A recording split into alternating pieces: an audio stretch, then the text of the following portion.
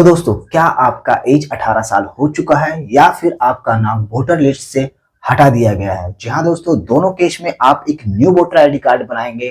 तो आज के इस वीडियो में मैं एक पूरा प्रोसेस बताऊंगा कि कैसे आप एक नया वोटर आईडी कार्ड घर बैठे 2 मिनट में मंगवा लोगे। जी हाँ दोस्तों, अगर मेरा प्रोसेस फॉलो करोगे तो आपको इस तरह का वोटर आईडी कार्ड मात्र 12 दिन के अंदर आपके घर में आ जाएगा। अगर आप ऑनलाइन डाउनलोड करके रखना चाहते हो तो वो 7 दिन में ही आपको दिख जाएगा। पूरा प्रोसेस मैं बताऊंगा।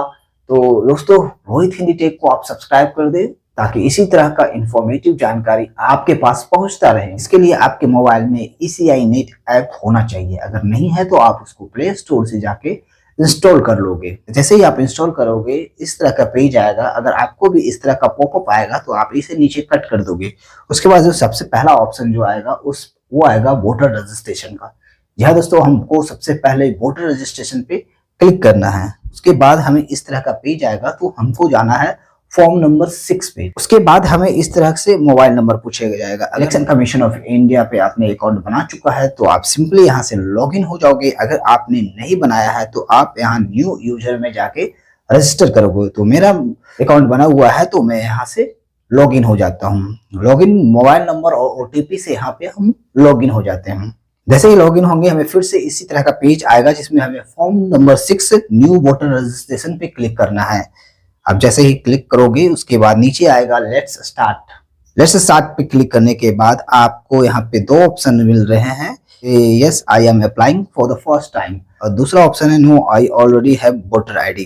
तो हमें सबसे पहले ऑप्शन पे जाना है yes I have applying for the first time. जैसे ही क्लिक करेंगे यहाँ पर आपको एड्रेस डालने का कहेगा। आप उस जगह का पूरा डिटेल डालेंगे जहां से आप अपना वोटर आईडी कार्ड बनवाना चाहते हो, जिस एरिया। तो सबसे पहले स्टेट डाल देंगे, उसके बाद डिस्ट्रिक्ट, उसके बाद असेंबली कंस्टिट्यूशन जो भी आता है आपके एरिया में, उसके बाद डेट ऑफ बर्थ यहाँ पे डाल देंगे। डेट ऑफ बर्थ डालने के बाद डेट ऑफ बर्थ का प्रूफ मांगेगा। यहाँ पर आपको डेट ऑफ बर्थ को अटैच करना है। तो यहाँ पर हम कोई एक डॉक्यूमेंट्स डाल देंगे जो कि मेरा डेट ऑफ बर्थ को प्रूव करता है। तो मैंने यहाँ पे पैन कार्ड डाल दिया। और यहाँ ध्यान रहे दोस्तों कि अगर आपने जो भी इमेज कैप्चर किया है अगर वो 2 MB से ज्यादा हो रहा है तो यहाँ पर नहीं लिया जाएगा। तो पैन कार्ड को हम यहाँ पे अटैच कर देंगे। उसके बाद नेक्स्ट करेंगे। नेक्स्ट करते ही हमें सबसे पहले ऑप्शन आता है अपलोड पिक्चर का। तो यहाँ पे सबसे पहले हम अपना पिक्चर अपलोड करेंगे। तो यहाँ से हम अपलोड पिक्चर पे क्लिक करके हम अपना पिक्चर को अपलोड करेंगे। पिक्चर अपलोड करने के बाद यहाँ पे हमें जो भी अगर मेल है तो मेल, फीमेल है तो फीमेल पे हमें क्लिक करना है। उसके बाद हमें यहाँ पे नाम डाल देना है, अपना नाम कोई भी सबसे पहले वाले। तो यहाँ पे हमें नाम डाल देना है। उसके बाद यहाँ पे एक रीजनल वाले में ना आप क्लिक करोगे तो ऑटोमेटिक आपको हिंदी में कन्वर्ट हो जाएगा। जैसे यहाँ पे मैंने वर्मा लिखा है तो फिर नीचे वाले में जैसे ही क्लिक करेंगे तो वो वर्मा देवनागरी में लिखा जाएगा, मतलब हिंदी में कन्वर्ट हो जाएगा। यहाँ पर आपको आधार डिटेल मांगा जा रहा है तो आप अपना आधार डिटेल यहाँ पे डाल देंगे। अगर आपका आधार नंबर सही होगा तो यहाँ पर साइड में एक ग्रीन टिक लग जाएगी। उसके बाद यहाँ पर नीचे मोबाइल नंबर पे क्लिक करना है। जैसे पे डाल के आप यहाँ पे मोबाइल नंबर को इंटर करेंगे। उसके बाद यहाँ पे मोबाइल नंबर को वेरीफाई करने बोलेगा। तो पे क्लिक करोगे तो उस नंबर पे एक OTP जाएगा। वो OTP को डाल के यहाँ पे आपको वेरीफाई करना है। जैसे ही आप वेरीफाई करोगे यहाँ पर फिर से एक ग्रीन टिक लग जाएगा। उसके बाद आप अपना ईमेल ID डालोगे। जो भी आपका ईमेल ID है यहाँ पे आप डाल देना। उसके बाद यहाँ पर ईमेल ID ऑफ रिलेटिव बोल रहा है तो ये आप नहीं भी डालोगे तो चल जाएगा। अब नीचे वाले में ऑप्शन में आता है डिसेबिलिटी। अगर आपके पास कोई भी डिसेबिलिटी यानी दिव्यांग अगर आपके पास नहीं है तो आप यहाँ इसे ऐसे ही खाली छोड़ के नेक्स्ट कर दोगे। जैसे ही नेक्स्ट आप करोगे तो आप यहाँ पे क्लिक करोगे कि आपने जो रिलेटिव का नाम डालोगे किसका डालोगे, अपने हस्बैंड का डालोगे, मदर का डालोगे, फादर का डालोगे। यहाँ पे आपको क्लिक करना रहता है कि आप अपने वोटर आईडी कार्ड में किस पर्सन का डिटेल आप डालोगे। जैसे तो मैं यहाँ पर हस्बैंड का कर देता हूँ। तो यहाँ पे आपको हस्बैंड का नेम पूछा जाएगा। अगर आपका केस में फादर है तो यहाँ पे फादर का, अपने जिसका भी वोटर आईडी कार्ड में पिता का नाम अगर आप डालना चाहते हैं तो फादर पे क्लिक कर देंगे। अगर माता का डालना चाहते हैं तो मदर पे, और अगर आप हस्बैंड का डालना चाहते हैं तो हस्बैंड पे क्लिक करके नीचे फिर आप नाम लिखना है। नेम ऑफ रिलेटिव में उनका नाम लिख देंगे अपने रिलेटिव का। उसके बाद हिंदी पे क्लिक करेंगे, इंग्लिश में नाम लिखकर हिंदी पे क्लिक करेंगे तो ये ऑटोमेटिक देवनागरी हो जाएगी। अच्छे तरह से नाम को फिलिप करने के बाद नेक्स्ट कर देंगे। अब यहाँ पे ऑप्शन आएगा पूरा एड्रेस। आप अपने आधार कार्ड से देख के पूरी कंप्लीट एक एड्रेस यहाँ फिल कर देंगे। जो भी आपका एड्रेस होगा, house number, apartment number, building apartment number, ये सब आपको ऊपर वाले में ना इंग्लिश में लिखनी है और नीचे वाला सिर्फ क्लिक कर देना है। एक बार नीचे वाले कॉलम में आकर, रीजनल वाले कॉलम में आकर क्लिक कर देना है, वो ऑटोमेटिक जो है हिंदी में कन्वर्ट हो जाएगा। पूरा आधार कार्ड के हिसाब से आप अपना यहाँ पे एड्रेस डाल दोगे। एड्रेस के हिसाब से कि आप उस एड्रेस में रहते हो, आपसे एक प्रूफ मांगा जाएगा, तो उस प्रूफ में आप आधार कार्ड अपना डाल सकते हो।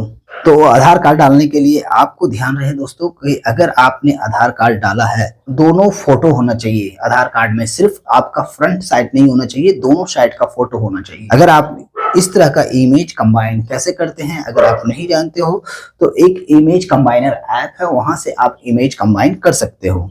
दोनों इमेज को मिलाकर आपको फोटो डालना है। जिस एरिया का, जिस एड्रेस का आपने डाला है एड्रेस, उस एड्रेस में आपके कौन रहते हैं, फादर, मदर, हस्बैंड या कोई legal guardian. In case of orphan, अगर आप अनाथ हैं तो आपका देख रेख कौन कर रहा है, उनका वोटर आईडी कार्ड, ये सब मतलब उस एरिया में आपका कौन रह रहा है। तो फिलहाल मेरा कोई नहीं रह रहा है, तो ये ऑप्शन उतना भी जरूरी नहीं है, तो हम यहाँ पे खाली छोड़ के नेक्स्ट कर देंगे। जैसे ही हम नेक्स्ट यहाँ पे करेंगे तो यहाँ से मुझे फिर से एक बार अपना स्टेट, डिस्ट्रिक्ट और विलेज टाउन को लिखना पड़ेगा। उसके बाद लास्ट में ये पूछ रहा है कि आप उस एरिया में, यानी उस एड्रेस में जो आपने एड्रेस डाला है, उस एड्रेस में आप कितने सालों से रह रहे हो। तो आप यहाँ पे जितने सालों से रह रहे हो वहाँ का एड्रेस डाल दोगे। तो मिनिमम आप 3 साल से ऊपर का लिखना है।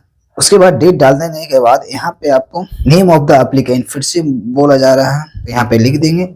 जहां से भी ये अप्लाई कर रहे हो वो प्लीज डाल के आपको डन कर देना। डन जैसे ही करोगे आपका एक जितना भी डिटेल आपने भरा, आपको एक साथ यहाँ पर पूरा डिटेल दिख जाएगा। आपको ये डिटेल को वेरीफाई करना है। अगर आपको लग रहा है कि ये डिटेल सही है तो आपको ई साइन करना है, नहीं तो आप कीप एडिटिंग वाले में जाकर आपको फिर से वो डिटेल मांगा जाएगा, फिर से डिटेल डाल देना है। मतलब आप एडिट कर सकते हो। तो अगर सब कुछ सही है तो ई साइन वाले प्रोसेस पे क्लिक करना है। जैसे ही आप ई साइन का प्रोसेस पे क्लिक करोगे, थोड़ा देर वेट करोगे तो आपको इस तरह से आ जाएगा।